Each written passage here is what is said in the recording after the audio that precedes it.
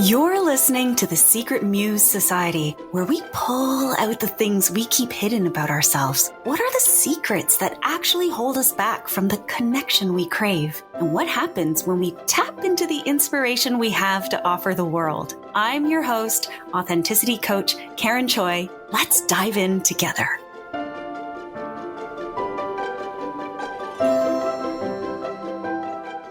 Hello, Muse. This is Karen. I'm so glad you're here. You're listening to episode 37, A Change is Coming. I had a really hard time. I struggled with what to call this episode because it's going to be a vulnerable one, kind of unconventional in the fact that, well, actually, maybe this podcast is totally unconventional in that I don't always bring polished ideas here. Sometimes I do, sometimes I don't. In this case, I'm not. I often use this podcast as a way to connect with you in my present moment. I bring to the table things that I'm thinking about, ideas that are actually quite raw. And selfishly, because thinking out loud helps me formulate my ideas, helps me to articulate my thoughts, to actually see what's happening up in my brain, with hopes that this kind of experimental, in the flow process draws you in and helps you as well. I really don't know. Actually, it's hard. One thing that's really hard about this podcast is actually not having immediate feedback. You know, when you're in a conversation with someone, you can you can read their body language. You can look at their eyes. You can tell if they're paying attention to you or if they've gotten distracted by something else. You can tell if they're uncomfortable in the way that they hold their body. You can tell if they're really interested because they're nodding, they're leaning in, they're giving you like those visual cues or even auditory cues. They're saying, I hear you.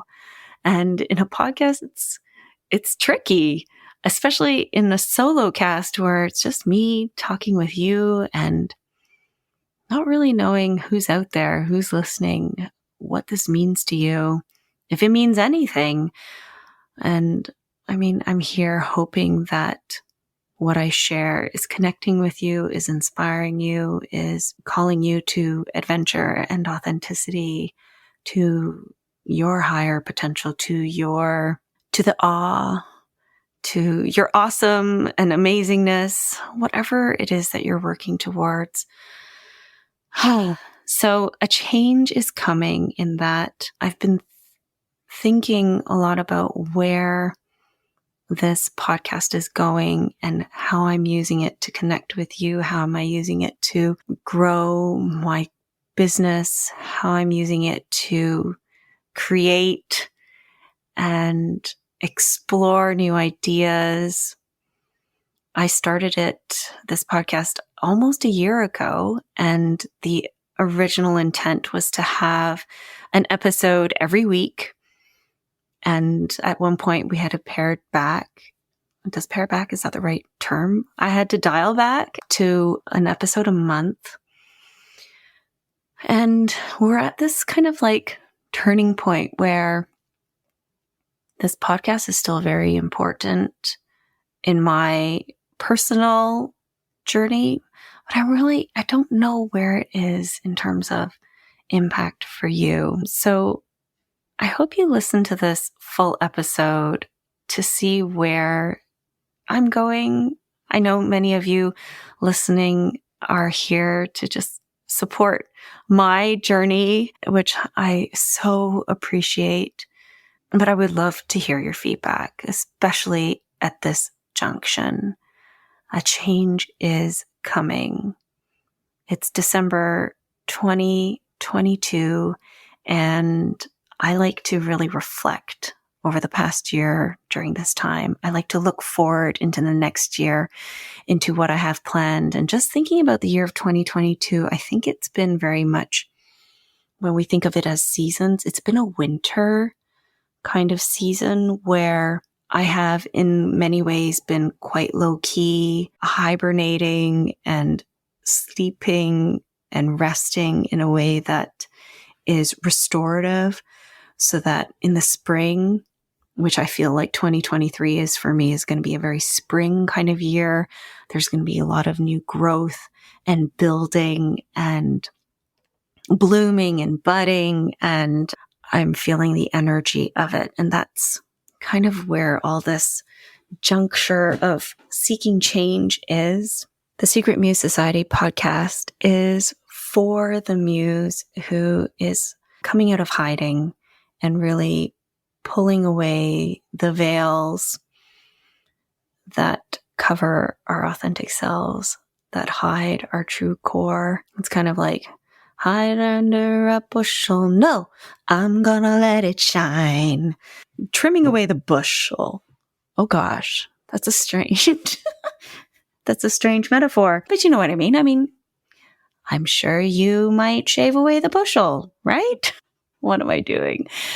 Okay, my dears, I'm just going to get right to it. A change is coming, and it is this. In this winter season, what has become clear to me through the gifts of the people who have come into my life, the clients that I have been working with, the opportunities that I have been open to and I've taken and explored, one of the struggles that I've really had since starting my coaching journey is, who am I here to serve?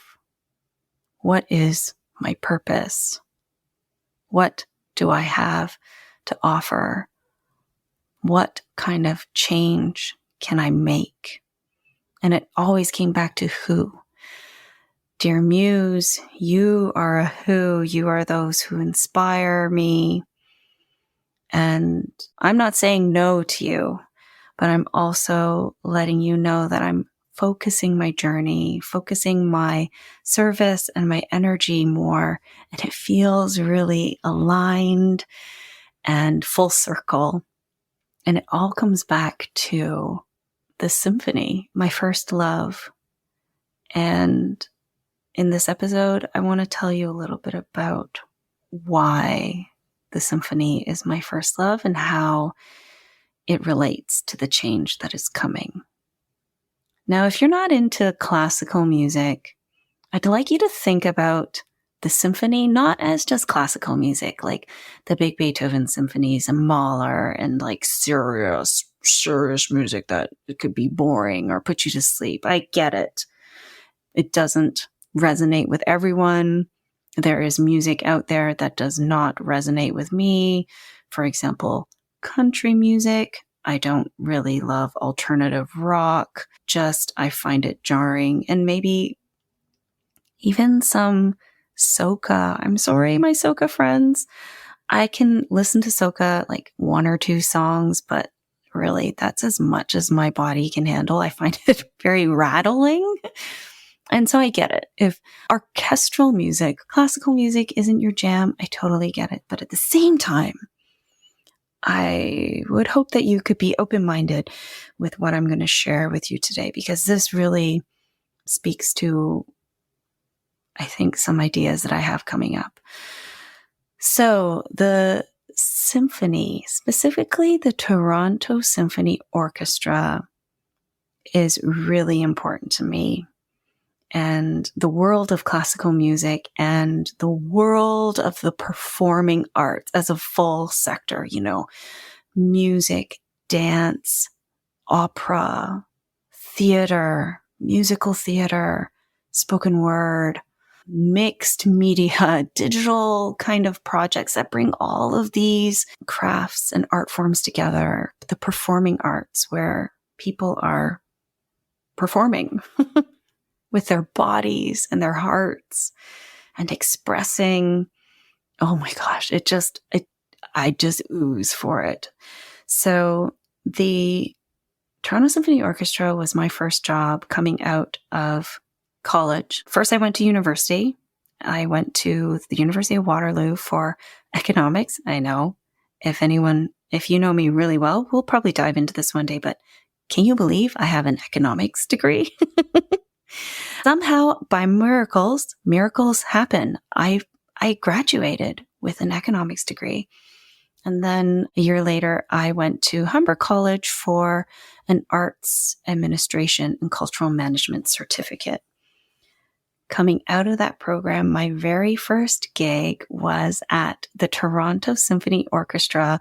As their marketing coordinator, I handled the house program, which is that booklet that you get when you enter the concert hall, which tells you what music is playing, has some program notes about the pieces of music that you're hearing, has biographies about the artists that you're seeing, notes from the music director about why that the program that he put together or she put together, mostly he's, and that's another part of this conversation, is the artistic vision behind it. You know, it has stories about the orchestra and whatnot. So I was responsible for producing, editing the house programs. That was my project, an editorial project. Got me into writing, editing, magazines. It was just a dream. It was a dream job. And the Toronto Symphony Orchestra, well, symphonies in general, they're important to me because I got that job. And that job told me that dreams come true. Because years before I got that job, I was sitting in that concert hall and I can't remember what concert I was enjoying. And I was flipping through that concert program and I flipped to the back where they have the listing of the staff members. And I looked through that list and I envisioned my name on that list that day. And I said, you know, sitting in that hall, I was like, one day my name is going to be on this list. I don't know how, but I'm going to work here at the Toronto Symphony Orchestra. So that's why the Toronto Symphony Orchestra has a very, very special place in my heart, because every time I think about it, it was my first dream job. I know that dreams come true and I will not ever give up on that. I have been singing When You Wish Upon a Star all my life. You know that tune from Pinocchio? And I have been wishing on stars, you know, starlight, star bright, first star I see tonight. I wish I might have this wish I wish tonight. I've been wishing on stars ever since I was a kid, and I wished for a dream at the Toronto Symphony Orchestra, and it happened. So that is why the Toronto Symphony Orchestra has a special place in my heart. That's reason number one. I have 3 reasons. Reason number 2, it is where I found my people. And this, I had been, wow, I didn't expect that. The Toronto Symphony Orchestra has a special place in my heart because that is where I found my people. I started that job when I was 25. And for 25 years, I had friends come and go in my life. And I never really felt that seen and heard and understood. And when I stepped into the office at 212 King Street West at the Toronto Symphony Orchestra, and I was greeted by Liz, who is the public relations manager at the time. And she just, you know, Liz in all her glory welcomed me and commented on my outfit and said I was a hot girl, welcomed me to the crew. And I met who are now my very, very dear friends. Shall I say your names out loud? Yes, because I list, and my very, very best friends, Kate, Lisa, Natasha, Yada. I found my people. And I'm not discounting the people that I had known before, but these are the people who are in the performing arts, doing the things that I wanted to do, that I aspired to do. You know, I have my beautiful friends from when I was at Waterloo. Shout out to Anna and Ophelia, who are like soul sisters, kindred spirits, my bosom buddies. When I went to the Toronto Symphony Orchestra, I found a different kind of people who were very different from me, who had come from very different backgrounds, and yet we clicked because we worked so well together. We had so much fun. We learned so much, and like we all had a passion for the orchestra and the performing arts and the incredible musicians that put out the music. And we had so much fun marketing concerts. We ran that place. We ran that place at Roy Thompson Hall, being backstage, putting together these events. It was just like glory years for 3 years. And so that's my number 2 reason why the Toronto Symphony Orchestra is so important to me. My third reason why the Toronto Symphony Orchestra specifically is so important to me, but overall, live orchestral music experience. It's not just about classical music. It is the live orchestral music experience. When you enter a hall and sit in your seat, the stage is lit and the audience is dark, there isn't much to see, right? Like, the orchestra could implement some things, and that's something I'll get into later, but really from where you sit, you can't really see faces. You can't really see the details. You see the instruments, but really it is very much a listening experience. Although I do keep my eyes open and I watch. I love to watch the musicians. I love to see who is playing and when. And I love looking at the percussions. I love all those funny cymbals and things they knock around. There was one concert I recently went to. They were popping bubble wrap as part of the percussion section. It's brilliant.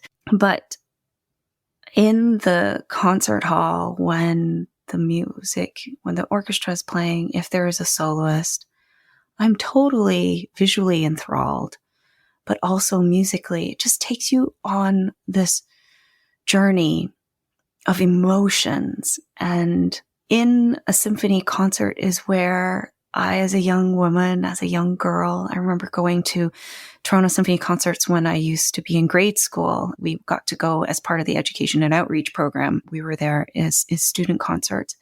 And I remember being in there in total awe of the power of the music, seeing, over 50 musicians, individual people come together and play together and create one sound. And yet you can also hear individual sounds. You could still see individuals and a big mass as a collective delivering something. I just felt that was so powerful.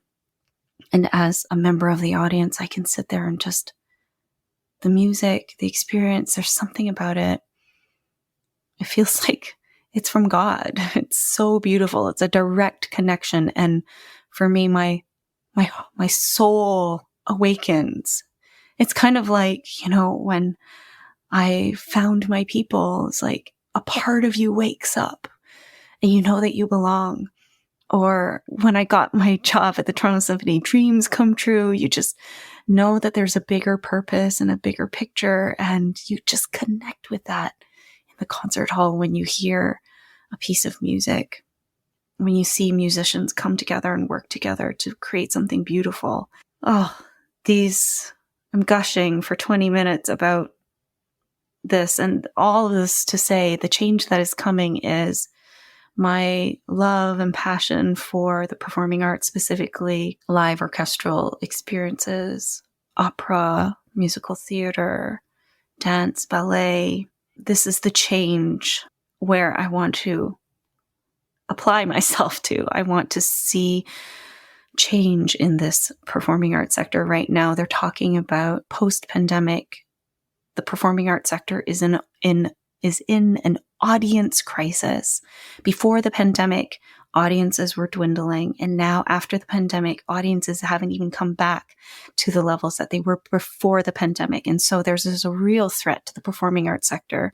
And it's not to say that people aren't going out or spending money, because people are. They're going to all the big concerts in the stadiums, and they're having fun in all kinds of experiential, immersive, interactive types of places. And the performing arts sector is struggling. And I think it's really scary and really exciting, because it's at this pivotal time, just like I'm kind of at this pivotal time in my coaching career, in my business, where it is time to pivot. It's time to take some risks, because when else can we do it? If we don't do it now, then when? And so the change, my friends, is in this podcast. I don't know what it's going to look like yet, but we're not going to be solo casting. I have ideas of bringing in musicians, singers, producers, directors. I don't know who will talk to me. What will we talk about?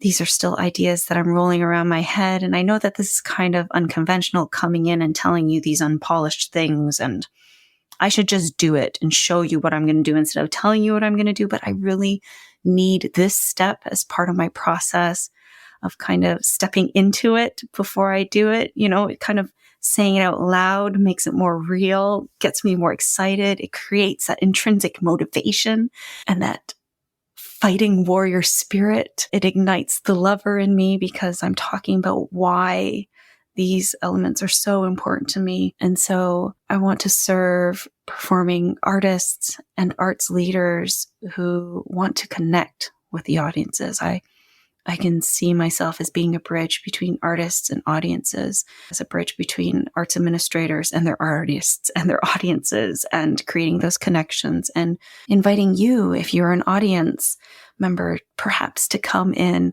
and learn more about classical music from perhaps whatever perspective I can offer you, whether it is of mindfulness, building awareness, connecting to your heart, building our listening skills, tapping into our emotional intelligence, making it a spiritual experience. Classical music can facilitate that. Symphonic music, it doesn't have to just be classical, right? It could be film music. Film music touches me in a way that, like when you watch a movie, you get carried into that story, and it's because of that soundtrack, right? So really about serving the artists, the arts managers, and the audiences in the performing arts sector, and seeing where we go. I will be here as a coach, a consultant, a content creator. If you're listening to this and you're getting excited, please share this episode. I don't know, let somebody in your life know, if another artist or arts administrator, connect them with me. I don't think that coaching from a life coaching perspective has been, okay, let's just say it. The performing arts is a little bit slow. It's kind of behind. It's like an ancient art form, and it hasn't really evolved with the times. And that's why I'm so excited to be a part of it, to create the change, because the change is coming. We have to make the change. Thank you for listening to this blathering on. It does help me to think out loud with you and to know that somebody out there is listening. Strange, but true. Unconventional podcasting. Yeah. But hey, I'm here for the journey. I love the process. I love to follow your process. That's why I love being a coach. I love to support you on your journey. And I just want to thank you for supporting me on mine. This past year, I've worked with performing artists, conductors, singers, musicians, arts leaders, program designers. And I'm so excited for 2023 and the impact that we can make. It's really about making the people on the stage, those in the audience, and those who have yet to experience, feel seen, cared for, validated, acknowledged, welcome, so that you feel like you can belong, that this is an art form for everyone to enjoy. And the art form offers a door, a gateway, a bridge for us each to connect with a part of ourselves that perhaps we haven't yet. And I'm really excited to bring that forward. Thank you so much, Muse, for listening. Again, this is Karen. Reach out to me by email, karen@karenchoi.co, which is karenchoi.co, or find me on Instagram, karenchoi.co, karenchoi.co. It's the same handle here and there and everywhere. I love you, and I'm just going to leave you with a little song. When you wish upon a star, makes no difference who you are. Anything your heart desires will come to you. If your heart is in your dream, no request is too extreme. When you wish upon a star, as dreamers do, fate is kind. She brings to those who love the sweet fulfillment of their secret longing. Like a bolt out of the blue, fate steps in and sees you through. When you wish upon a star, your dreams come true.